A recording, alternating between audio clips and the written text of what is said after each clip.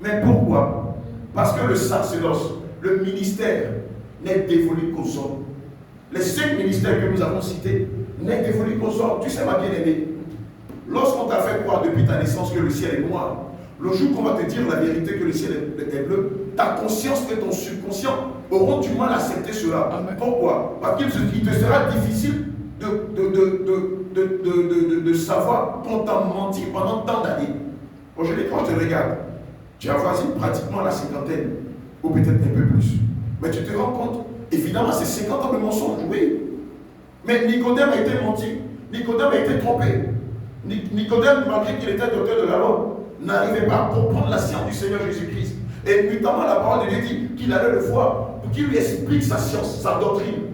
Jusqu'à ce que le Seigneur lui dise, mais Nicodème, toi qui es docteur de la loi, tu ne connais pas ma parole. Alléluia. Ma bien-aimée Félicien, c'est ça la vérité. Et hier, je crois que Denise l'a dit.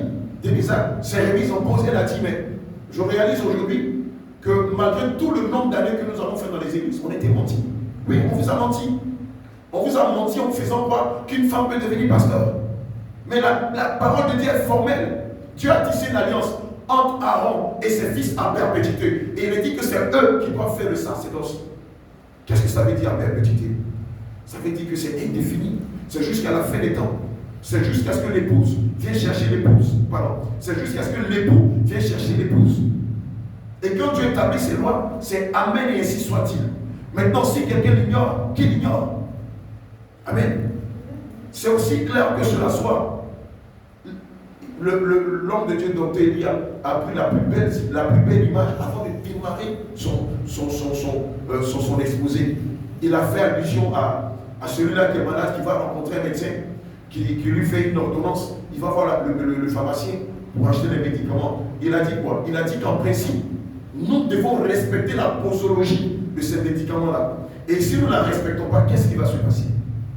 Évidemment, ici, si tu ne la respectes pas, si tu ne te soumets pas à la parole de Dieu, qui interdit formellement à la femme de prendre autorité dans l'église, et que tu vas dans une église où ta soeur, ta tante, une amie ou n'importe qui est pasteur, tu meurs, tu iras en enfer. Dieu ne discute pas avec sa parole. Il est catégorique là-dessus. Il dit, ça ne se fait pas, ça ne se fait pas. Mais vous-même, combien de fois vous n'avez pas dit à vos enfants, ne mets pas ta main dans la prise de courant, ne mets pas ta main dans la pièce de feu? Qu'est-ce qui s'est passé quand tu n'as pas voulu vous écouter? Le drame, tu peux aller dans une église, une femme est pasteur. Mais la question que moi je veux te poser est celle-ci. Tu sais l'effet que cela fait sur ton âme lorsque tu vas dans une église, une femme est pasteur? Ma bien-aimée, est-ce que tu sais? Honnêtement, tu sais l'effet que cela fait sur ton âme? Mais c'est ça le drame. Toutes les fois où le Seigneur Jésus parle de sa parole, c'est pour la sauvegarde de nos âmes. C'est ça le drame. C'est pour le salut de nos âmes. Et si nous ne voulons pas faire les choses comme Dieu le veut, malheur à nos âmes. Sinon, tu peux aller dans une église, une femme de pasteur, ça ne fait rien à ta chair. Mais le Seigneur ne vient pas sauver ta chair. Ta chair retournera à la poussière. Il s'agit de ton âme. Et dans ton âme, il est édicté la parole de Dieu. Si tu refuses de te soumettre à elle, elle-même te vomira.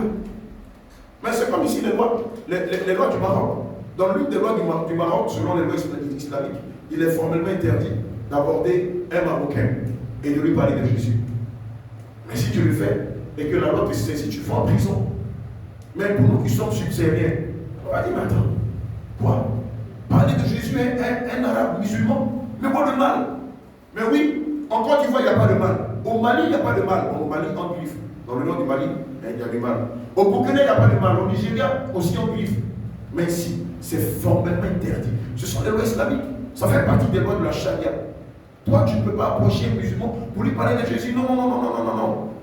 Mais si quelqu'un dit ça en Côte d'Ivoire, au Ghana, au Togo, au Bénin, les gens vont dire, c'est quoi cette loi-là? Donc on ne peut pas parler de Jésus à un musulman arabe. Non, attendez, c'est de la blague. Mais viens ici pour le constater. C'est d'ici. Tu sais que cette loi-là, vraiment, elle est mise en vigueur. Elle est mise en vigueur. Et ceux qui l'ont mise en vigueur sont rigoureux là-dessus. Ils ne partagent pas, ils ne blaguent pas avec cette loi. Ils sont intransigeants. Vous-même, vous n'imaginez pas les risques même qu'on prend d'aborder les Marocains dans les rues en leur parlant de Jésus. C'est-à-dire, si on nous attrape, nous tous, on nous fout en prison, mais on prend quand même le risque par amour pour Christ. Oh, Abidjan.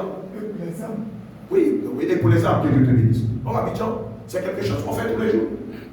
On va même aborder les musulmans devant les mosquées. On n'a pas peur, parce que là-bas, il n'y a pas de loi qui nous interdit de parler musulman.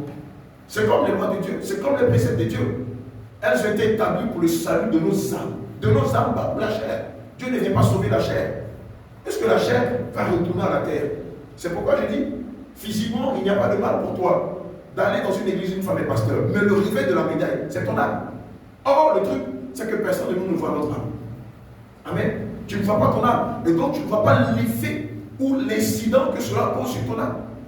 L'électricité, ça secoue la chair. Le feu, ça brûle la chair. Mais prendre le contre-pied de la parole de Dieu, ça brûle l'âme. Et c'est pourquoi le Seigneur nous dit, mes enfants, prenez garde à vous. Si vous allez dans une communauté religieuse, une femme et pasteur, sortez. Donc, homme de Dieu, une question. Donc, ça veut dire que le commandement où Jésus a dit, je vous ai donné l'autorité de marcher sur les serpents, parce que c'est aussi aux 12 qu'il a. Donc, ça ne s'adresse pas aussi aux femmes. Donc, la femme ne peut pas prendre aussi autorité sur les esprits. Puisque quand Jésus parlait, il a parlé à ses disciples, il n'a pas parlé aux femmes. Alléluia. Relisons Marc 16, verset 17, s'il vous plaît. Puisque tout est dans la parole de Dieu. Amen. On ne parle pas en l'air. On revient dans les Saintes Écritures. Marc 16, verset 17. Mais voyons ce qu'il est dit. On peut même aller jusqu'au 18. Voici les miracles qui accompagneront ceux qui auront cru. En mon nom, ils chasseront les démons. C'est ça, non? Ils parleront de nouvelles langues. Ils saisiront des serpents. S'ils boivent quelques breuvages mortels, il ne leur fera point de mal. Ils imposeront les mains aux malades et les malades seront guéris. Voilà ce que le verset dit. Marc 16, verset 17 à 18. Quand on a lu ce passage, est-ce que quelque part dans ce passage, il est dit que la femme prendra autorité pour enseigner? Il est dit que la femme deviendra pasteur? Ma bien-aimée Félicienne, écoute-toi toi-même quand tu parles.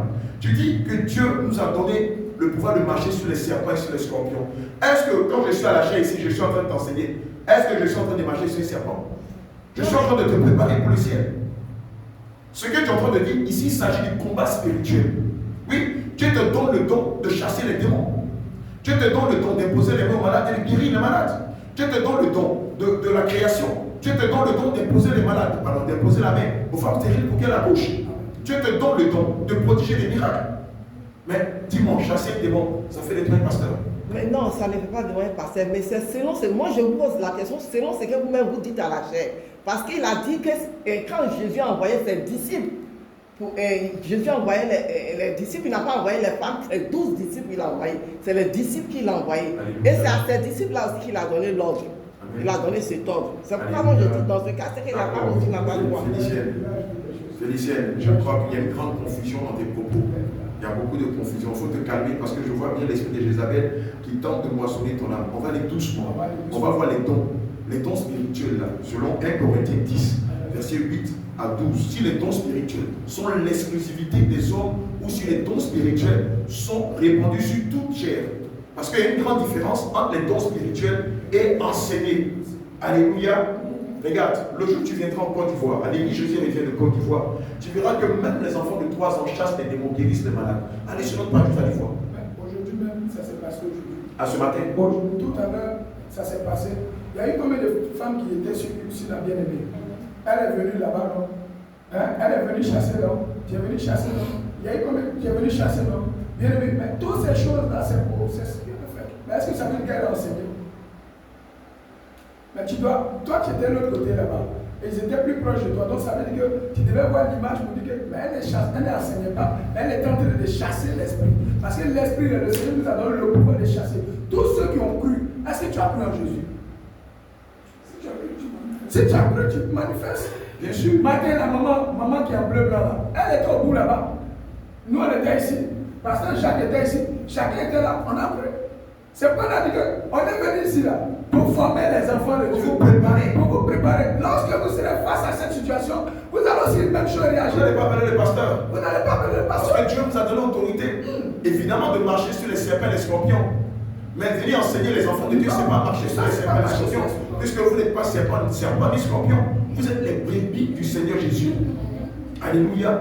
Mais ce qu'elles ont fait tout à l'heure, c'est marcher sur les serpents et les scorpions. Lorsque quelques-unes d'entre elles ont prié pour toi, elles ont marché sur les serpents et les scorpions. Mais ça ne veut pas dire que d'emblée, on va les appeler toutes à venir s'asseoir la chair avec nous. Non. Du coup, Esther est servante est pasteur. Comment tu t'appelles, ma fille?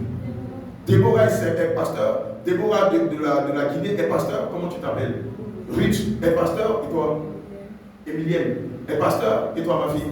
Sarah. Donc, du coup, comme elles ont prié pour toi et que les démons ont été chassés par la puissance de Jésus, du coup, allez, venez, vous êtes maintenant des pastoresses, des doctoresses, des évangélistes. Non, c'est de la confusion, ma bien-aimée.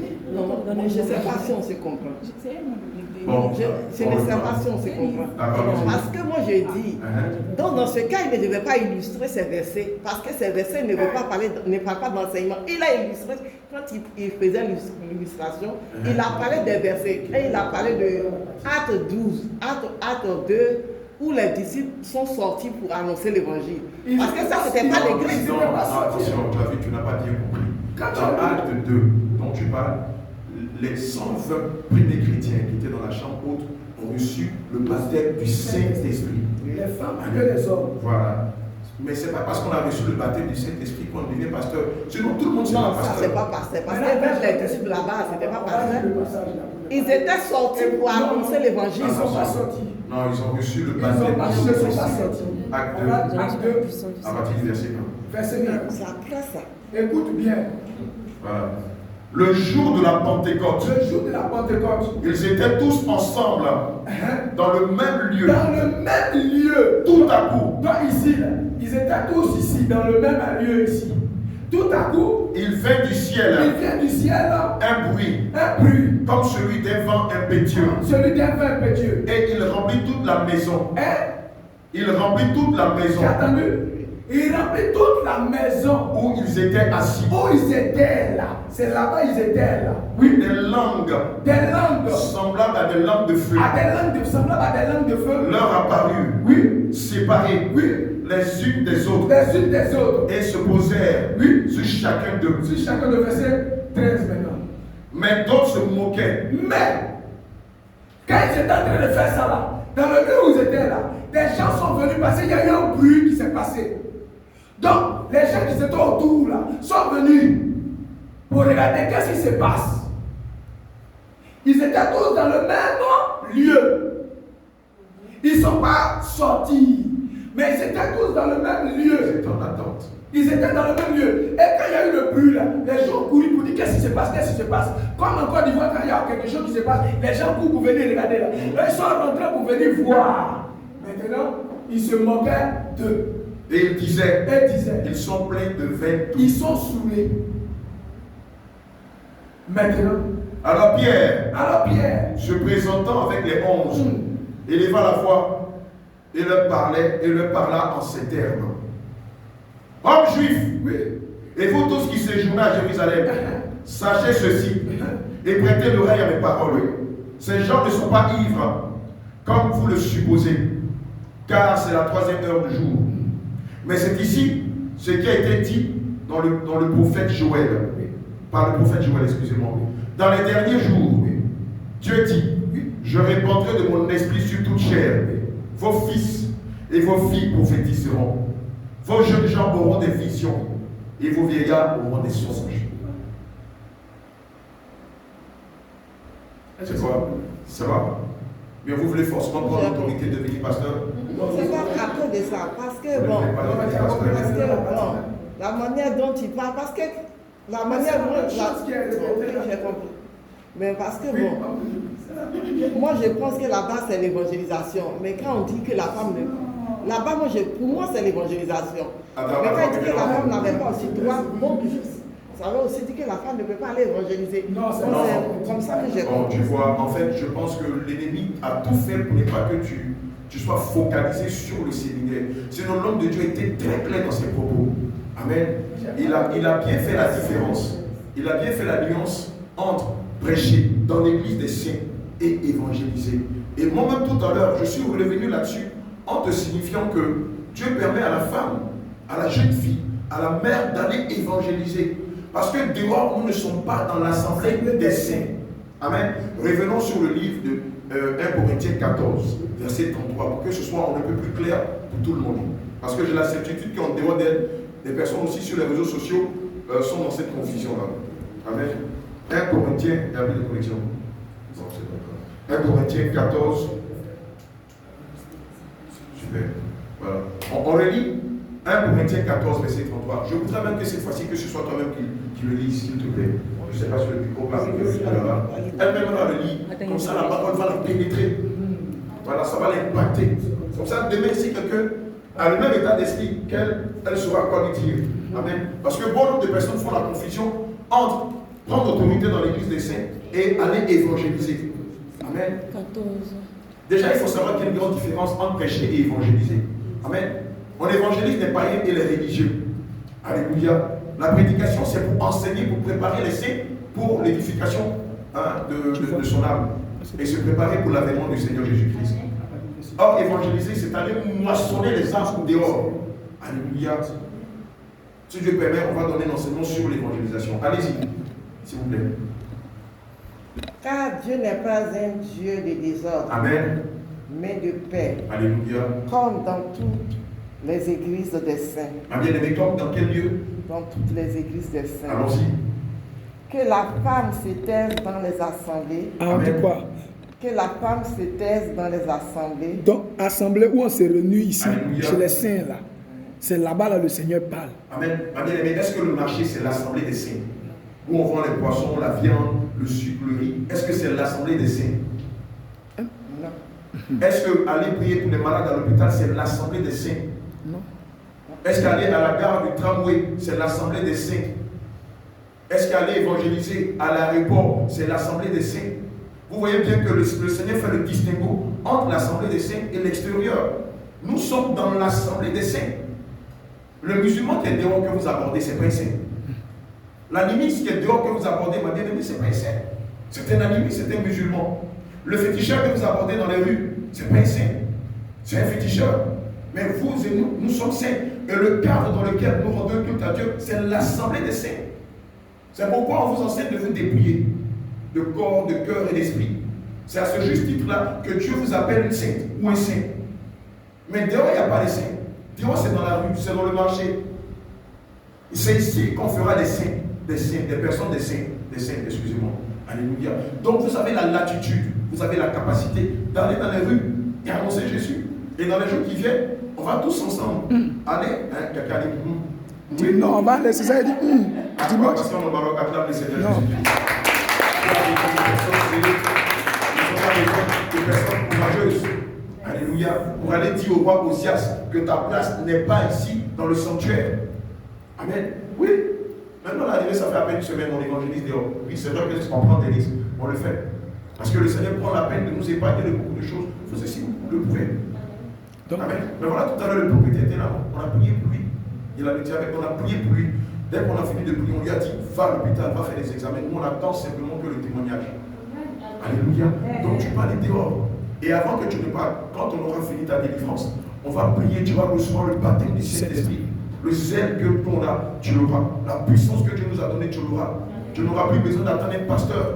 Toi-même, tu es rempli de zèle. Toi-même, tu vas prier pour les infirmes, pour les aveugles. Tu vas prier pour les sourds, ils vont entendre. Tu n'as pas la foi. Je n'ai la foi. Alléluia. Voilà, mais cela commence par le respect de la parole de Christ. Je vous exhorte. Quand le moment sera venu, faites un tour en Côte d'Ivoire. Vous allez voir l'extraordinaire manière dont le Saint-Esprit nous utilise pour faire des choses incroyables en son nom. Je vous dis, même les enfants de 3 ans, 4 ans, allez sur nos pages, guérissent les malades au nom de Jésus. Chasse les démons. Ce n'est pas une légende, ce n'est pas une blague. Ceux qui nous suivent l'ont déjà vu. Ma fille de 4 ans, non, Odaya, elle a quoi? Elle a 6 ans, elle est Abraham, aussi c'est 7 ans. Mais Dieu les utilise puissamment. Et plusieurs autres enfants de l'église. Hein, la fille d'Abraham, elle pratiquement tous les jours. Elle a quoi? La fille d'Abraham, Jacques, la fille d'Abraham, elle a quel âge, s'il vous plaît? 9 ans. Mais tous les jours quand elle va en classe, elle procède au téléphone de ses amis de classe. Jusqu'à ce qu'on convoque ses parents. On leur dit non, on ne fait pas le pasteur, le prophétesse dans l'église. Quelle est cette petite fille de 9 ans qui prie et puis les enfants là tombent, les démons se manifestent. 9 ans, ma bien-aimée. Vous avez déjà vu ça? Oh, vous avez cité vous-même Marc 16, verset 17 à 18, qui dit voici les signes qui accompagneront ceux qui auront cru. Oui, elle a 9 ans, croit. Nos enfants 6 ans, 7 ans, ils croient que Jésus est Dieu. Donc le Saint-Esprit, selon Joël 2, verset 28, s'est répandu sur eux. Amen. Et le Saint-Esprit les utilise pour faire des choses qu'on ne voit pas dans les églises de la voie large. Venez à la vérité. Arrêtez d'accepter le mensonge. Venez à la vérité. Dieu ne veut pas simplement que vous soyez des participants à son évangile, mais il veut vous doter de son Esprit Saint, afin que ce qui s'est passé dans les actes des apôtres continue de se passer aujourd'hui même. Regarde comment le Saint-Esprit a utilisé ses servants cet après-midi, puissamment pour délivrer la bien-aimée qui est partie tout à l'heure. Regardez comment le Saint-Esprit. Mais qu'est-ce qui s'est passé? Elles ont enclenché leur foi, foi plus foi, et tu regardes un miracle. Et puis elle avait les cheveux défrisés, et puis elle avait ça sous le voile. Et puis qu'est-ce qui s'est passé? Quand on a enlevé le foulard, on a vu qu'elle avait les cheveux défrisés, en plus une mèche, et puis elle est dans une église sanctifiée. Oh là là! Qu'est-ce qu'ils en ont fait? Ils sont défaits les cheveux. Bien sûr. Elles ont fini de défaire les cheveux, elles ont pipé. Alors, bien. Et puis Jézabel est tombée. Voilà. Tu as Elle vu ça? est tombée là, quand elle a fini d'être là, on a ramené son âme, son esprit, quelques minutes après, elle s'est levée, elle a commencé à pleurer. Bien sûr. Or, elle pensait être dans une église de vérité. Et puis, je veux lever un équivoque pour dire à quelqu'un que si vous êtes dans une église qu'on prêche la sanctification, mais si on ne prêche pas la sainte doctrine, ce n'est pas l'église de Dieu. Amen. Parce que l'église de Dieu ne consiste pas seulement qu'à enlever les mèches, enlever les bagues de mariage, enlever les colonnes. Non, il y a beaucoup de choses. Hier, l'homme de Dieu a parlé de la divinité de Jésus. Toute église qui ne reconnaît pas Jésus en tant que Dieu n'est pas une église de Dieu. Alléluia. Toute église qui célèbre la Noël, le 1er janvier, la Saint-Valentin, la Toussaint, la fête des morts, le Laïd, qui est la fête de Ramadan, la Tabaski, n'est pas une église de Dieu. Alléluia. Toute église qui admet que les femmes soient pasteurs n'est pas une église de Dieu. Dieu est dans sa parole. Et c'est avec sa parole que nous serons jugés. Et c'est avec sa parole que nous serons discutés. Oui. C'est comme un livre de droit. Le droit te dit de ne pas voler. Si tu voles, quel est ton sort? C'est l'emprisonnement. Donc si Dieu dit aux femmes de ne pas prendre autorité dans l'assemblée des saints, qu'une femme prend autorité sous la caution de son pasteur ou de son mari, c'est à ses risques et périls. Et la même parole que l'homme de Dieu a citée, l'a déjà même condamnée. Et ceux qui la suivent sont déjà condamnés. Donc si tu as une soeur, une tante, une cousine, une maman, une mémé qui est pasteur, je t'en conjure, va lui présenter les Écritures comme l'homme de Dieu les a citées et comme je les ai citées tout à l'heure. Amen. Oh Jésus. Amen. Une question. C'était ma question, c'est si tu fais comme ce genre d'église, plusieurs fois tu as vu les femmes prêcher et tout, et que le Seigneur t'a révélé pour futur époux et dans cette église, tu vois. Je n'ai pas compris la fin de la question. Si tu fréquentes une église où les femmes sont pasteurs, Oui. et que le Seigneur te révèle que ton mari il est dans cette église, tu vas faire comment? Mais je l'ai dit toujours, appliquez ce que la parole de Dieu nous dit. 1 Thessaloniciens 5, verset 17 dit, priez sans cesse. Et Matthieu 17, verset 21 dit, ce genre de demande ne sort que par le jeûne et la prière. C'est la plus belle arme que Dieu nous a donnée. Amen. Priez pour eux. Priez pour vos proches qui sont dans les églises où des femmes sont pasteurs. Priez pour eux. Jeûnez, intercédez pour eux. Dieu finira par les faire sortir de là. Plus vous intercédez pour vos proches, plus le mur de l'ignorance, la barrière qui les empêchait de comprendre la parole de Dieu, finira par tomber. Oui. C'est pour ça qu'il est dit que la prière du juste est d'une grande efficacité. Ce n'est pas une parole en l'air lorsque le Seigneur le dit. Amen. Que Dieu te bénisse. Oui.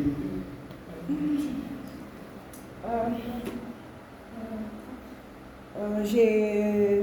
Deux questions. Je veux dire quelque chose et puis après j'ai une question en fait.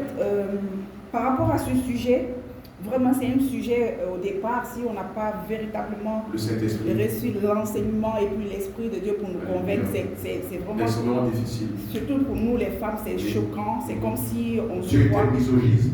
Oui, que Ouais, Dieu aime plus les hommes que les femmes, donc on se sent vraiment blessé, on se sent vraiment blessé. Voilà, moi je suis passée par là.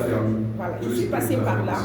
Je suis passée par là. Mais moi, à chaque fois, l'attitude que moi j'adopte, et même si je suis en enseignement, si je suis un enseignement avec vous, comme j'ai ma petite vie de prière, de communion avec le Seigneur, je rentre dans un moment de jeûne, je demande au Seigneur, il faut qu'il me parle sur ce sujet. Voilà, donc je lui dis toujours, il faut qu'il me parle, parce que Seigneur, moi là où je suis, Je ne veux pas être condamnée à la fin et aller en enfer par rapport à ce sujet. Vu que tu dis que tu es un Dieu réel, tu es un Dieu vivant, tu n'es pas un Dieu muet, tu es un Dieu qui parle. Donc il faut que tu me parles. Donc je suis là à tout moment dans la présence de Dieu. Donc depuis lors, le Seigneur quand même a essayé de m'orienter. Il a essayé de me parler. Il m'a montré même genre une vision, quelque chose comme ça. Il me dit que je suis sa servante, que je vais le servir. Mais je dis, Seigneur, tu me dis que je suis ta servante, mais on dit que la femme ne prêche pas. Mais comment moi je vais te servir? Donc je voyais une vision, il me montrait genre l'église. Il me dit, tu vois l'église? Il dit, tu vois, il y a une première autorité qui est Jésus-Christ. Il me dit, j'aurai une autre autorité au-dessus de moi. Moi, je viens en troisième position. Tout à fait. Donc, j'ai compris ça. Je dis, même si je vais servir Dieu à l'église, je sais que j'aurai une autorité au-dessus de moi. Tout à fait. Donc, je ne serai pas la première personne qui sera à l'église. Donc, des hommes. Voilà. Donc j'avais, après cela, j'ai vraiment eu la paix. Depuis lors, j'ai la paix. Même si on parle que la femme ne prêche pas, la femme ne fait pas ceci, ça ne me dit plus rien. J'ai reçu ma délivrance par rapport à ça. Donc même si on nous parle aujourd'hui que les Écritures ont dit que la femme ne doit pas prêcher, à notre tour, présentons cela au Seigneur. Si réellement tu as ta communion avec le Seigneur va nous parler. Il va dire effectivement, non seulement avec les Écritures, la femme ne prêche pas. Regarde le rôle de la femme à l'église, ta position à l'église et puis tout. Voilà. Et ça, c'est ma première expérience. Donc, ma première question, alors si la femme ne prêche pas dans l'Assemblée des saints, j'ai compris que la femme peut sortir, évangéliser, que ce soit homme ou femme, d'accord? Alors, si la femme a évangélisé, par exemple, les hommes et les femmes ensemble, et que tu te retrouves dans un milieu où, par exemple, il n'y a pas une église de sang, tu vas faire comment? Comment tu vas pouvoir encadrer ces âmes? Tu vas pouvoir quand même continuer à les exhorter, continuer à leur montrer, par exemple, l'évangile. Par exemple, moi, j'ai juste deux groupes, 3 personnes avec qui je prie sur WhatsApp. C'est des musulmans. C'est des musulmans, c'est une jeune femme, elle est musulmane, et le garçon est catholique. Donc, ils n'ont pas la parole, ils ne connaissent pas le Seigneur Jésus. Donc, moi étant là, je voudrais vraiment qu'ils connaissent, qu'elle accepte le Seigneur Jésus en tant que Seigneur et Sauveur personnel. Donc, je fais des programmes de prière avec ces personnes-là, 1 fois par semaine. Est-ce que cela aussi, j'ai l'autorité ou non? Et aussi, si je suis à la maison, je suis avec mes sœurs, nous avons reçu Jésus-Christ comme Seigneur et Sauveur personnel, on n'a pas de pasteur. Est-ce qu'entre nous, on peut prier, on peut partager la parole de Dieu? Est-ce que c'est possible? Parce que c'est ce que nous faisons. Donc comme on n'a pas une église à Casablanca de 5, et chaque fois on fréquente des églises de voie large, donc on s'est dit non, maintenant on préfère prier à la maison, jusqu'à ce que le Seigneur vraiment nous dise où est-ce que nous devons aller. Donc on sort pour évangéliser. Si on a des sœurs qui veulent vraiment se joindre à nous, on fait notre prière à la maison. Parfois on fait des veillées de prière. Est-ce que ça aussi c'est un péché ou quoi? Je ne sais pas. Merci. Alléluia. Que le Seigneur te bénisse au nom de Dieu. Gloire à Jésus. Elle a parlé de 2 points. Le second point, c'est le nom de Dieu aujourd'hui. Comme tu as posé la question la dernière fois, la caméra, tu peux tourner. Ah, d'accord. Comme la dernière fois, tu as posé la caméra, tu as posé la question.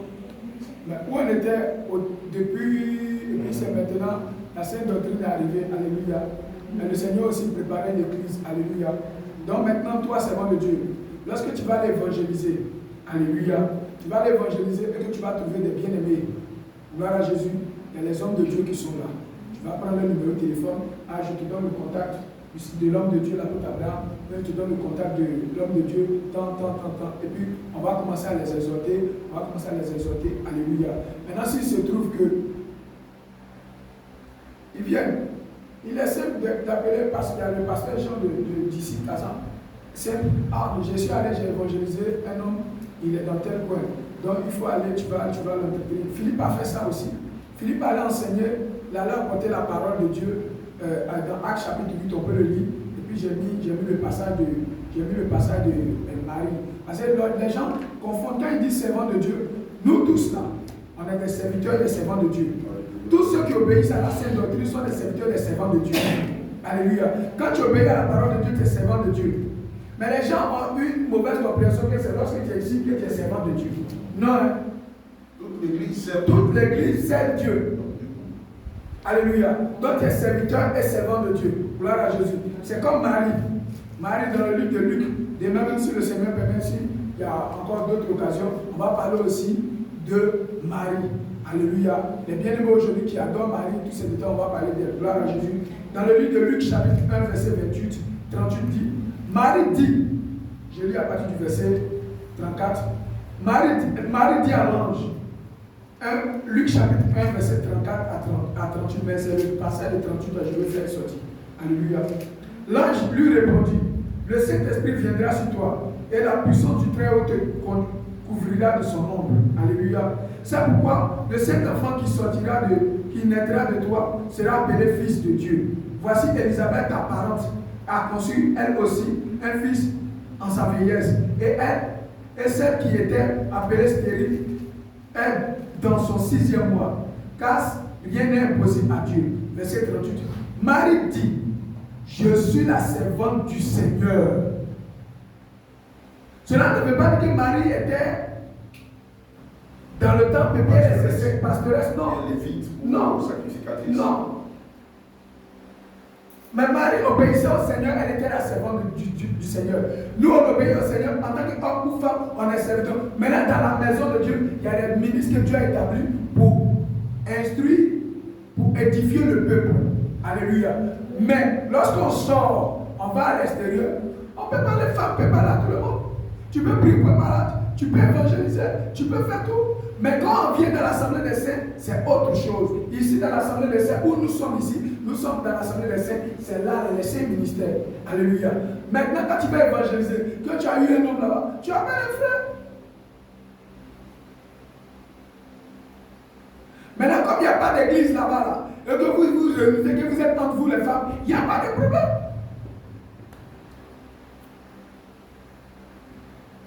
Si vous êtes entre vous les femmes, il n'y a pas de problème. C'est pas seulement entre nous les femmes, il y a les hommes aussi.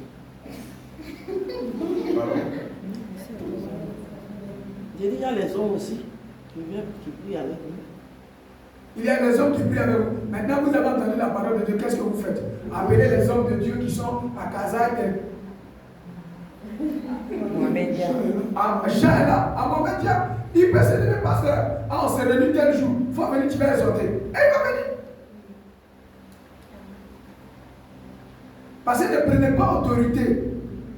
Un faux zèle ne va pas vous envoyer quelque part.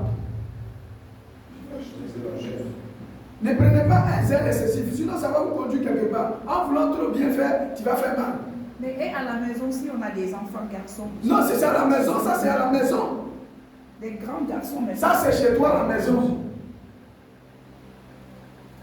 C'est chez toi.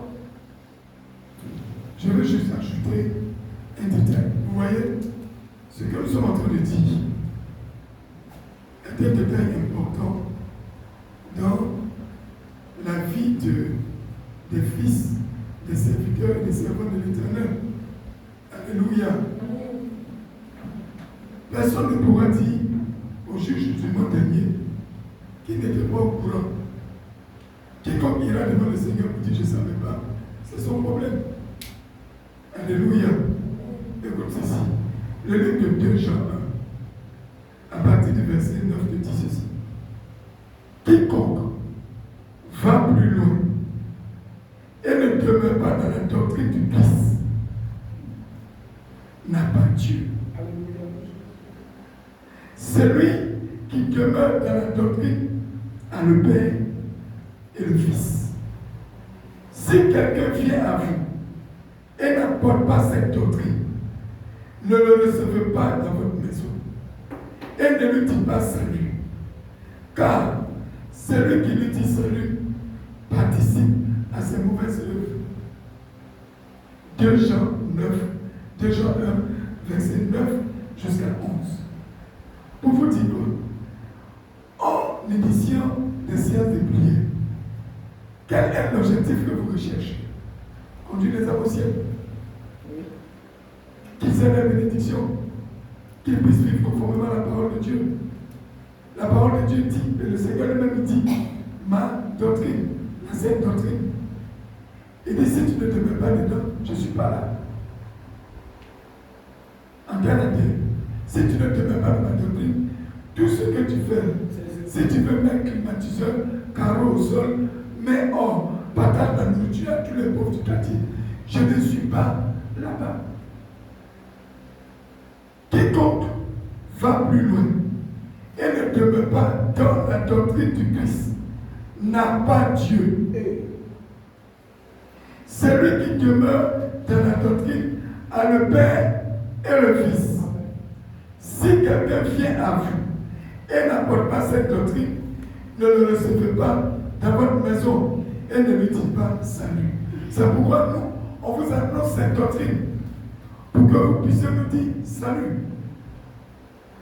Mais si on ne vous annonce pas cette doctrine et que on se gêne de ce fait que vous êtes gêné et que ça ne vous plaît pas et que vous allez vous retirer d'ici, à cause de ça, nous on est église introduite, nous on ne va pas là-bas. Et pour ça, on ne dit pas la vérité.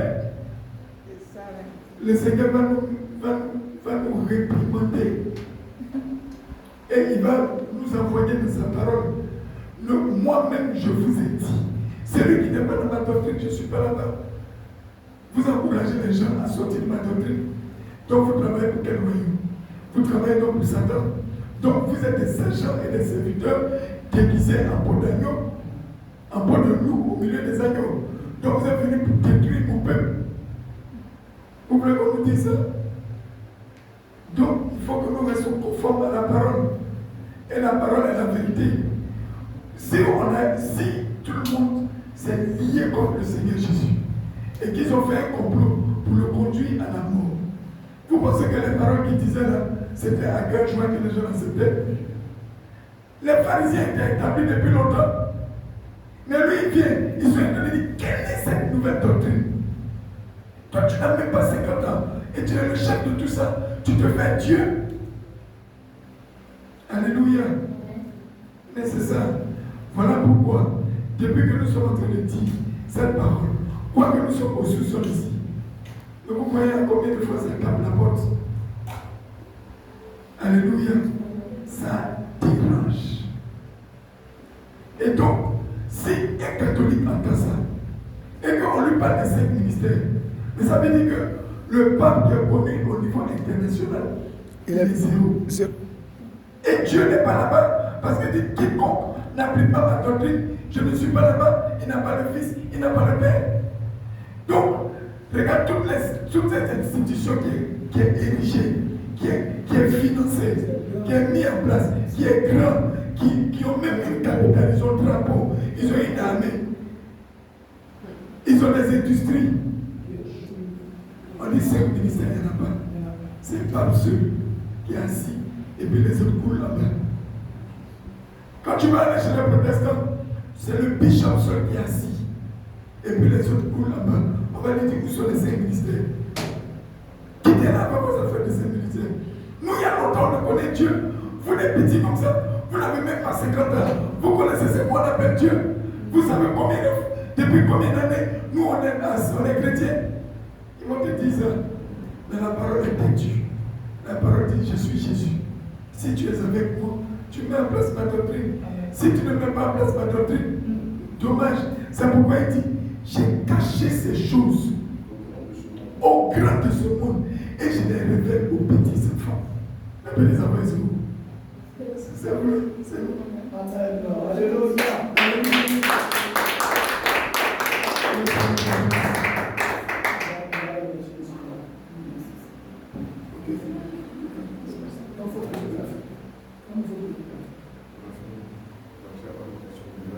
Ok, l'heure étant très avancée, je pense qu'on va vous laisser vous reposer, on va prier pour la fête.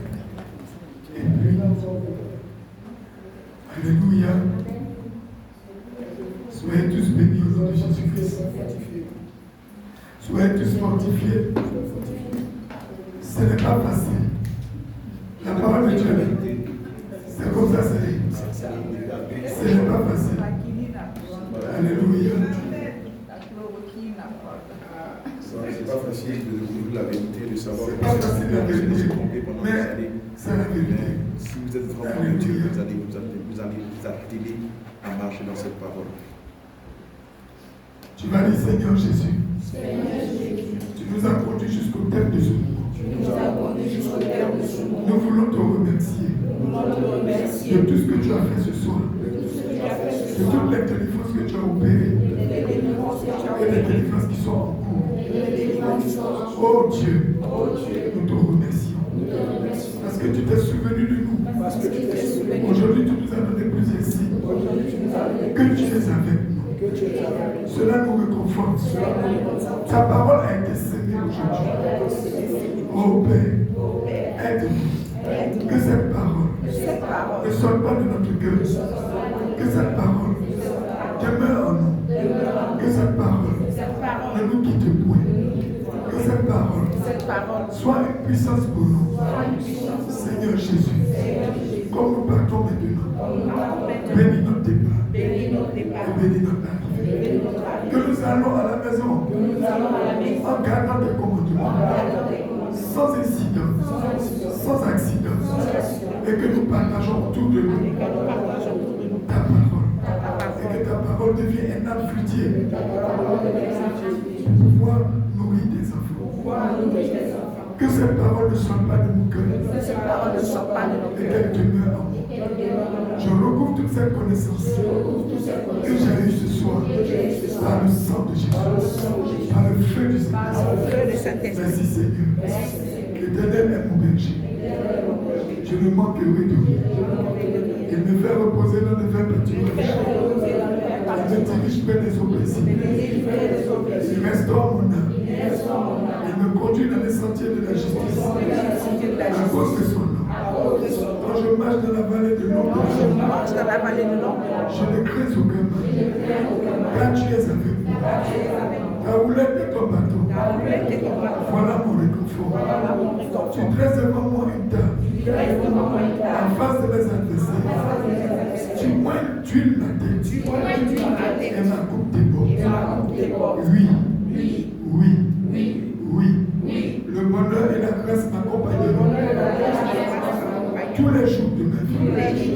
Et je reviendrai dans la maison de l'Éternel pour la durée de mes jours.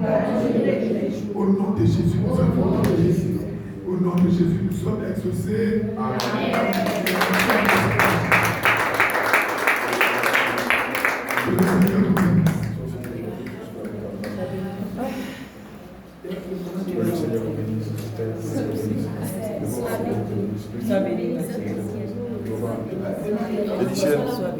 Ta délivrance n'est pas achevée. Hein. Je ne vais pas te cacher. Pendant que tu changeais, j'ai vu l'esprit de Jézabel. Je n'ai pas du tout content de ce message-là. Tu connais Jézabel? C'est elle qui pousse les femmes à devenir pasteurs. C'est elle la divinité de la beauté artificielle. Amen. Sophie, viens, on va t'interviewer. Tu vas nous donner tes impressions attention.